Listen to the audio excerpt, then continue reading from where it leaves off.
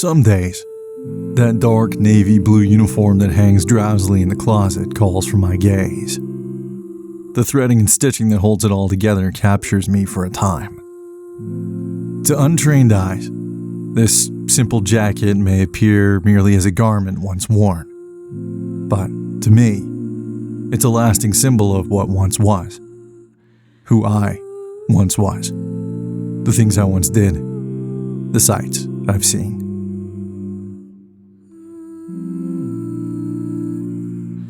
I can stare at each crease, every fold, and all of the perfect little imperfections that linger, and tell you the stories that go with them. Not all stories, mind you. There are some I keep just to myself. A story I can bestow to you transpired on a chilled November night. The air held in it a whisper of winter storm, a faint croon of cooler weather soon to come. It was dark, damp, and late into our shift. We had been called to the city's northeast end, to one of the many parks that hug the contours of the riverline. Some late-night walking enthusiasts that reside in the area had come across a sight that evoked enough fright within them that they ran from the woods, calling 911, and choosing to never look back. My partner and I were the first unit to respond. After parking the ambulance on the flattest patch of grass we could find, we dismounted and began making our way to the wooden staircase that led to the walking trails. Standing at the top of the steps were two emotionally heightened individuals, a man and a woman. Their voices struggled and cracked as they tried to inform us of why they had called for help. After listening as best we could, we ascertained that somewhere in the bush, deep within the trails, there lay a body. The two hikers had caught a glimpse of it while on their walkabout, and then ran unhinged in a direction opposite of the ghoul. They each spoke through restrained incredulity, I believe deciding whether or not to reveal the most unnerving detail of their encounter. They went on to state that the body they had unwittingly come across defied all known universal logic, and in one horrible moment, blinked at them. Their version of events was unsettling on its own merit, but now my partner and I were to descend the 60 or so wooden steps down into the darkness below and wander toward the unknown. We'd been to this area before, for other calls, during the day, however, but we knew from those previous experiences that our radios failed to work down there. That only further validated our shared unease. After a cursory glance at one another, Dawson and I began our trepidous descent.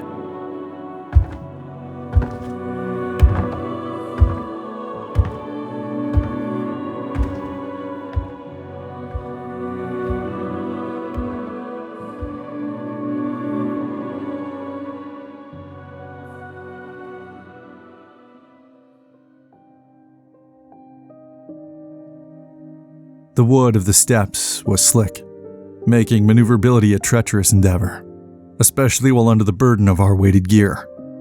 One by one, and with utmost caution, we lumbered our way into the bowels of the ravine. When we made it to the bottom, a static sound of fast-moving water loomed to our right, and overhead, colliding with the foliage above, was the beads of falling rain. Without our flashlights, visibility would have been near to impossible. After motivating ourselves, Dawson and I began to navigate the trail in the direction that the hikers had indicated to us. I'll tell you this, traipsing on a winding path in the black of night, with near to no ambient light to lend assistance in the direction of a dead body known to blink, is about as psychologically uncomfortable an experience as one can endure.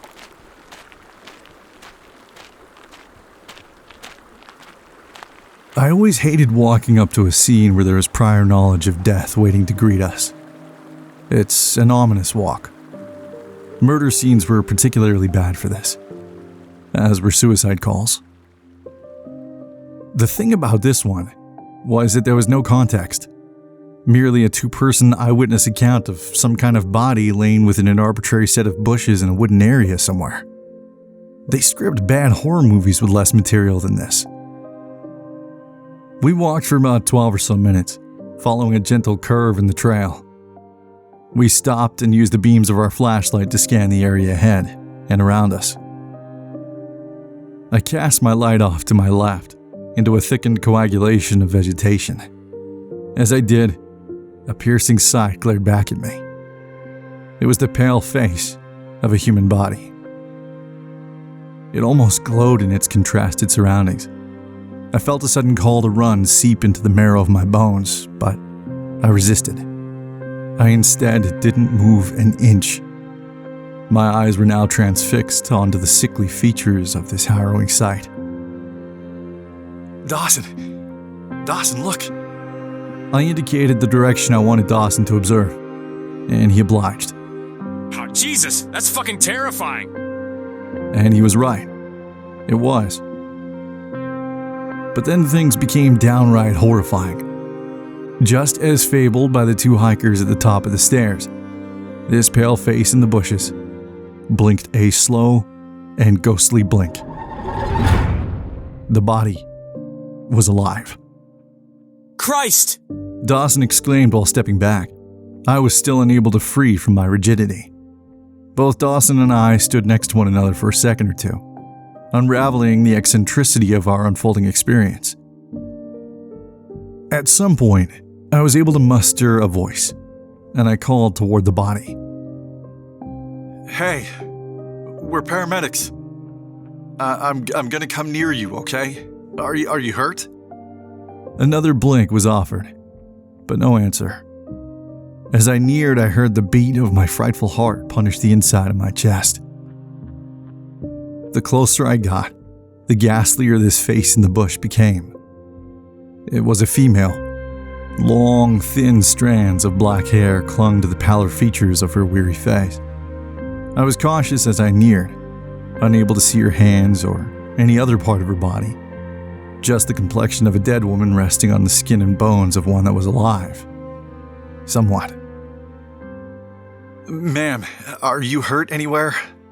Are you able to talk? Do you understand what I'm asking? I said these things as I bent at the knees and lowered myself nearer to her level. Once I was positional to the patient, I was able to observe that she was laying on her back and dressed inappropriately for the weather. All she had on was a pair of soaked denim jeans and a t-shirt. As I was taking visual inventory of this woman, she spoke her first intelligible utterance in our presence. Fuck off, Munia. Munia. This is a Cree word meaning white man, and in my experience with it, it was generally used with derogatory intent. Her voice was thin, hardly audible at all. She would have had to muster all the strength that remained within her to be able to levy such a moniker toward me in her state. This is when I first locked eyes with her. They were black. I mean truly and inarguably black. They looked demonic, which was juxtaposed to her overall station at that moment. To me, she appeared more near to death and sad over that of anything supernatural. At the end of her statement, she raised one of her arms and attempted to swing it in my direction. A facsimile of a punch, if you will, motivated by umbrage of presence, it seemed. This is when I took note of something peculiar, an oddity near the wrist of her vengeful hand. When her singular volley was complete, I reached over and took hold of her arm to investigate what my eyes had observed. The consternated lines of my face began to soften and recede. The body in the bush, the woman, had a long, serrated laceration spanning from her wrist toward her elbow. At some point before being discovered, this poor soul had tried to end her own life. There was even a note resting near her feet, but it was damp and tattered by the elements. Nothing was legible. In spite of her best efforts, her saving grace was the weather. The coolness of the air combined with her now hypothermic state had stayed the bleeding for long enough that she now found herself in the company of two scared shitless paramedics. I relayed my findings to Dawson, and it was decided that we needed to move with haste to get this woman out of her current situation. However, we had no stretcher and no real way of carrying her and all of our gear. So it was decided that Dawson was going to jog back to the stairs, ascend and call for additional resources. That meant that I was to remain in the darkened forest with a dying woman who seemingly loathed my perceived colonial ancestry. I spoke before about how walking toward the dead is an unnerving task, while standing beside those who wish to die and have attempted to the best of their abilities to do so, all while alone in an ebonized forest, is no less a horrid affair. I attempted several times to bandage this woman's wrist, but each time I tried, she writhed and would spit in my face. She spoke hatred toward me in a language I know very little of. I was able to decipher that she believed me to be a dirty white man, and as such, she wanted nothing to do with me. I was able to ignore the insults, as well as finally bandage her wrist. After doing so, I began to search around for anything that she may have used to inflict such a wound upon herself, and off to her right was an open blade from a pocket knife. Blood still stained the blade itself. With gloved hand, I reached over and removed it from harm's way. I recall feeling a great sense of sadness when looking at this woman. She was no longer a frightful figure in the forest. She was a woman near death on a blackened November night. I began to speak to this somber soul, telling her that I didn't want her to die. I admitted to knowing nothing about the woman's life, nor the reasons that led to her laying in those bushes, freezing and exsanguinating. But I didn't need to know the reasons to feel the way I felt.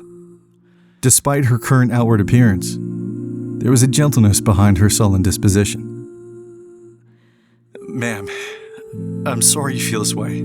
I am, but we're gonna get you out of here, okay? We're gonna get you help, I promise.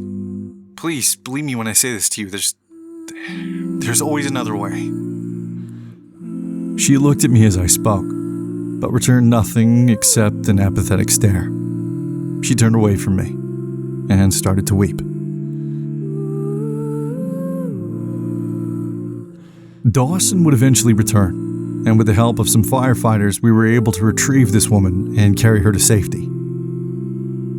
2 weeks later, she was found dead near the riverbank, some kilometers away from where we had found her.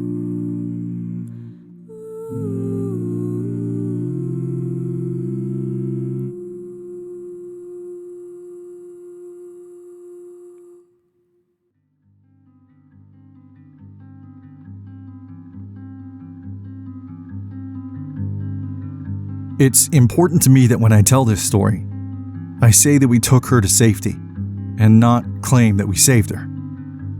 Because we didn't. There was no saving that one.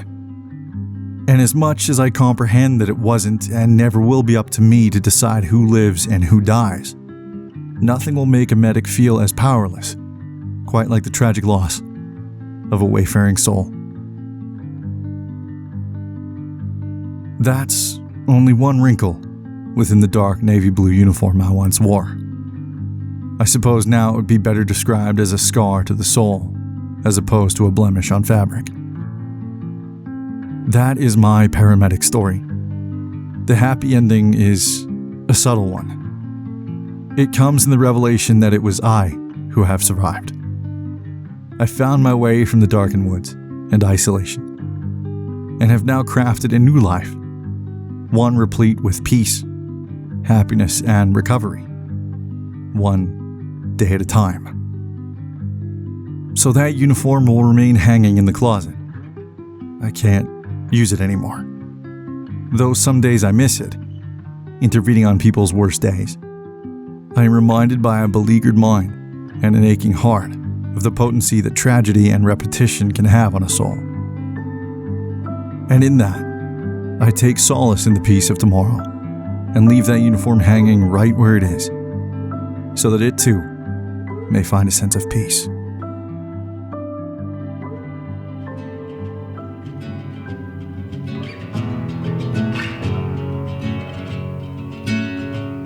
I was waiting in the undertow, set adrift with featherway like bones, unaware of where my heart would flow. I was waiting in the undertow, can't touch the bottom, sit into a tumble, waves that shake me out of my skin. Never been so easy, losing my direction. My bearings have me south of home. I've been wrong before. I was waiting in the undertow, set adrift with featherway like bones, unaware of where my heart would flow. I was waiting in the undertow.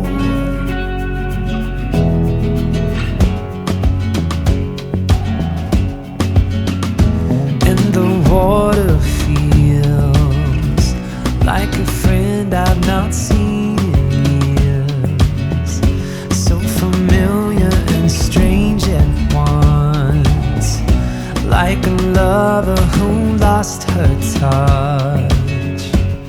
At first I was hesitant,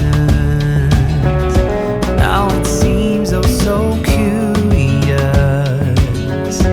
How'd I wind up so far from home when I barely had left the shore?